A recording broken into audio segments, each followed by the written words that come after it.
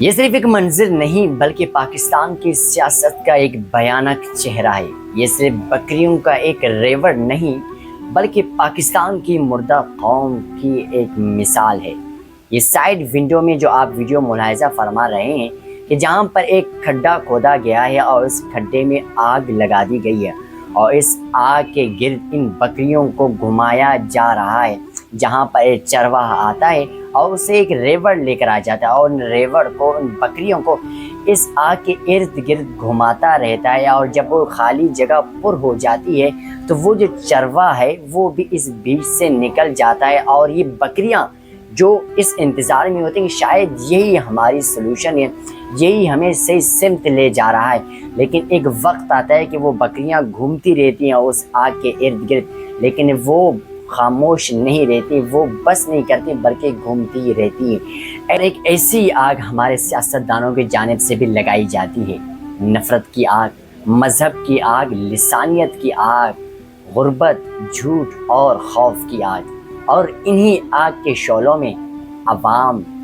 جل رہی ہوتی ہے۔ اور یہ وہی سیاستدان ہیں جو کبھی ایک نعرے کے پیچھے مجھے اور آپ کو لگا دیتے ہیں، اور کبھی ایسے مذہبی بحث میں ہمیں لگا دیتے ہیں کہ جو ہمارا اکثر مقصد ہوتا ہے ہم وہ بھول جاتے ہیں، ہمارا جو سوال ہوتا ہے ہم وہ سوال کرنا ہی چھوڑ دیتے ہیں، کیونکہ ہمیں ایک ایسے ٹرک کی بتی کے پیچھے لگا دیا جاتا ہے جو ہمارا اکثر مقصد ہوتا ہے وہ ہم بھول جاتے ہیں۔ اس ملک نے، ان سیاستدانوں نے ہمیں روٹی نہیں دی، ہمیں تعلیم نہیں دیا، ہمیں انصاف نہیں دی، ہمیں رہنے کی کوئی جگہ نہیں دی، لیکن ہر الیکشن میں ایک نیا تماشا آپ کو ضرور ملا ہوگا۔ یہ جو ویڈیو میں نے سائیڈ اسکرین پہ لگائی ہے یہ آپ کو ایک مثال دی ہے کہ اس طرح دیکھیں آپ کو کیسے ٹرک کی بتی کے پیچھے لگائی جاتی ہے۔ اور سب سے بات پتہ ہے خطرناک بات کیا ہے آپ جانتے ہیں؟ کہ جب عوام کو، مجھے اور آپ کو یہ پتہ لگ جاتا ہے کہ یہ ہمیں کس سمت لے جا رہے ہیں، تو یہی سیاسی جماعتیں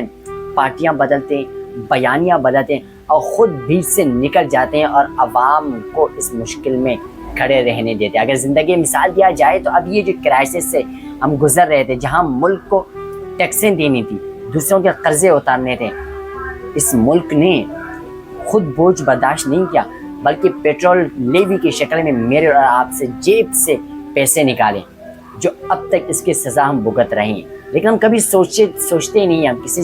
جماعت کو سپورٹ تو کرتے ہیں لیکن بغیر سوچے سمجھے کہ کب وہ ہمیں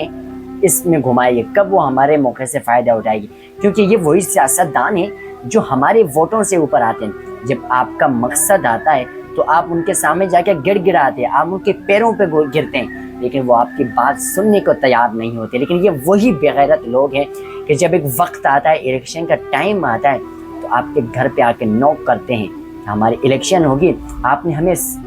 ووٹ دینے، اور ہمارا بھی عوام ان سیاستدانوں کیا کا قصور، ہم بھی انہی ٹرک کے بتی کے پیچھے لگ جاتے ہیں، ایک بریانی کی پلیٹ پر بک جاتے ہیں، اور بعد میں ہم رو رہے ہوتے ہیں کہ سیاستدانوں نے ہمارے ساتھ یہ کیا، ہمارے ملک نے ہمارے ساتھ یہ کیا، یہ کیا کیا۔ آپ کا جو اصل سوال ہے نا،